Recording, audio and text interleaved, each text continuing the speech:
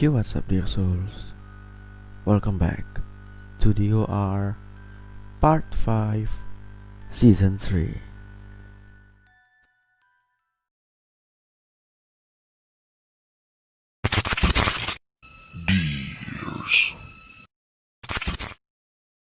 Mendengar kata kamar, pasti yang ada di pikiran kita tuh adalah tempat yang nyaman gitu loh.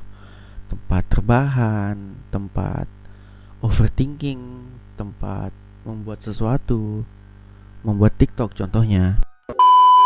Tapi kamar yang akan kita bahas di video kali ini adalah jauh dari kata nyaman gitu loh. Bahkan ada kamar yang benar-benar mengerikan banget gitu, dan menurut gue itu nggak pantas untuk disebut sebagai kamar lagi. Skip perpacotan and let's begin. Kamar Dr. Holmes.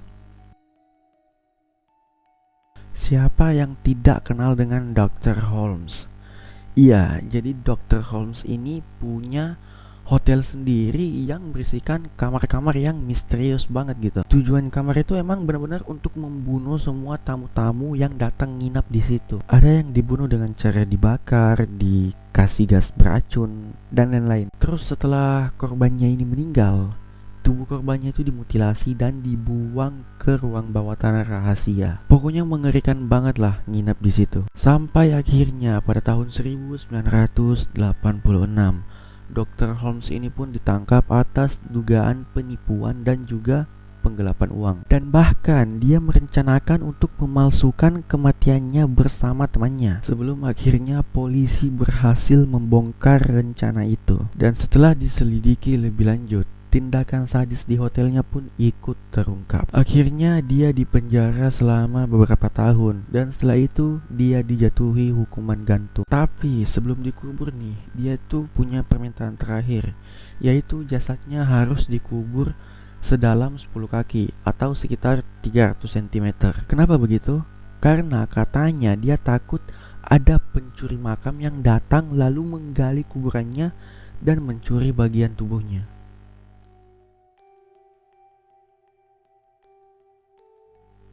Haundela Garenne. Jadi kamar kedua ini terletak di sebuah sekolah yang bernama Haundela Garenne.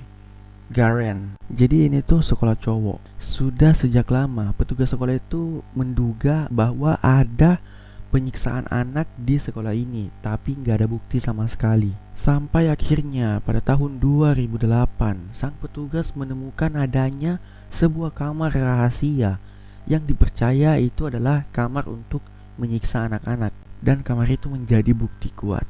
Terus letak kamar ini tuh rapih banget, ada di sudut ruang bawah tanah yang tersembunyi banget lah. Dan yang paling mengerikan adalah isi kamarnya. Jeruji yang udah berkarat, bahkan banyak banget rantai-rantai yang udah berkarat dan kayak ada bercak-bercak darahnya gitu. Tujuan dibuatnya kamar ini adalah untuk memberikan hukuman kepada anak-anak yang nakal. Dan yang lebih mengerikan lagi adalah tulisan yang terukir di bagian sisi kamar yang terbuat dari kayu gitu loh.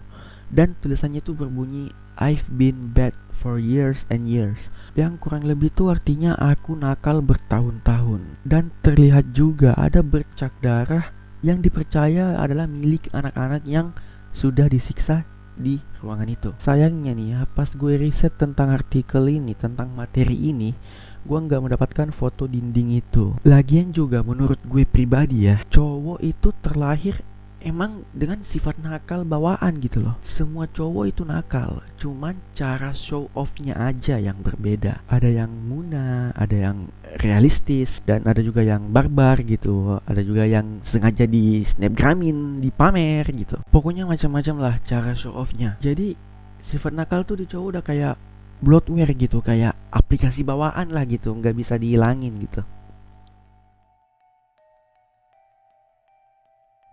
Kamar rahasia Elizabeth. Gue rasa untuk kalian yang melek berita kriminal gak asing lagi dengan yang namanya Elizabeth Fritzl.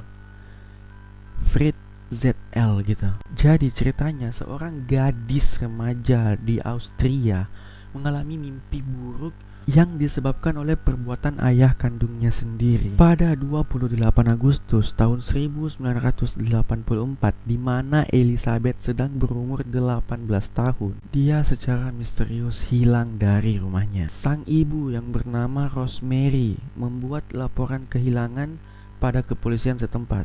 Tapi anehnya, secara tiba-tiba sepucuk surat datang dari Elizabeth. Inti dari surat itu adalah si Elizabeth ini bosan dengan kehidupan sehari-harinya di keluarganya dan memutuskan untuk melarikan diri. Dan sang ayah yang bernama Joseph mengatakan kalau dia tidak tahu menahu tentang kehilangan putrinya ini. Dan yang lebih parahnya lagi, si Joseph ini membuat hipotesa kalau si Elizabeth ini mengikuti sekte-sekte gitu. But the fact is, selama 24 tahun, si Elizabeth disekap oleh ayahnya di dalam kamar rahasia. Dan lebih mirisnya lagi, di dalam kamar itu selama 24 tahun, si Elizabeth diperkosa kurang lebih 3.000 kali. Sampai-sampai dia pernah melahirkan 7 orang anak.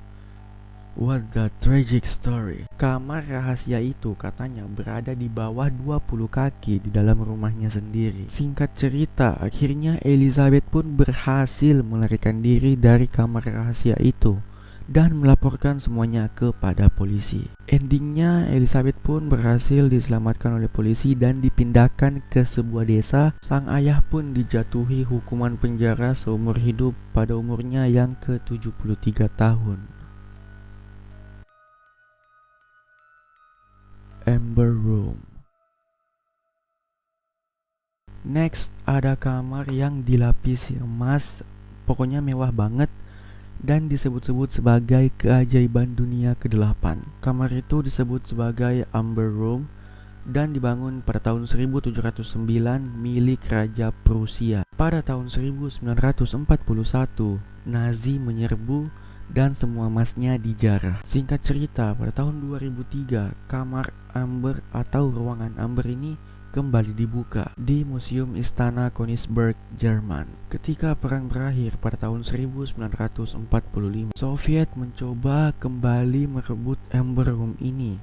Tetapi keajaiban dunia ke-8 ini tidak pernah terlihat lagi. Puluhan tahun terakhir ada banyak banget kabar burung tentang ruangan Amber ini. Ada yang bilang hancur dibom lah, ada yang bilang terkubur di pegunungan lah, sampai ada yang bilang terkubur di kapal selam yang tenggelam.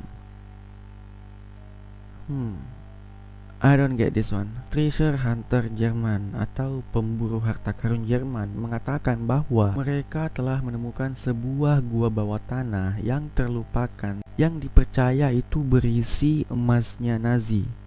Ya, mungkin bisa jadi itu berangkasnya Nazi gitu. Dan dipercaya bahwa ini adalah Amber Room. Tapi untuk masuk ke sana itu sangat sulit karena ada banyak banget ranjau ledak yang udah dipasang Nazi untuk menjaga harta mereka. Make sense sih, karena Nazi kan menjaga harta yang ada di dalam Amber Room. And of course, automatically mereka punya tempat rahasia untuk menyembunyikan hasil jarahan mereka gitu.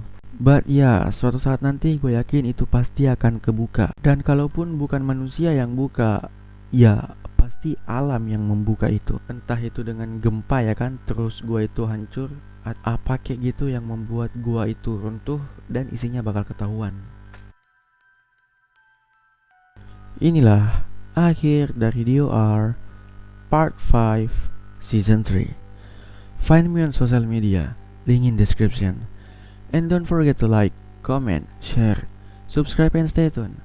And whatever happens to you after watching this video, let it flow.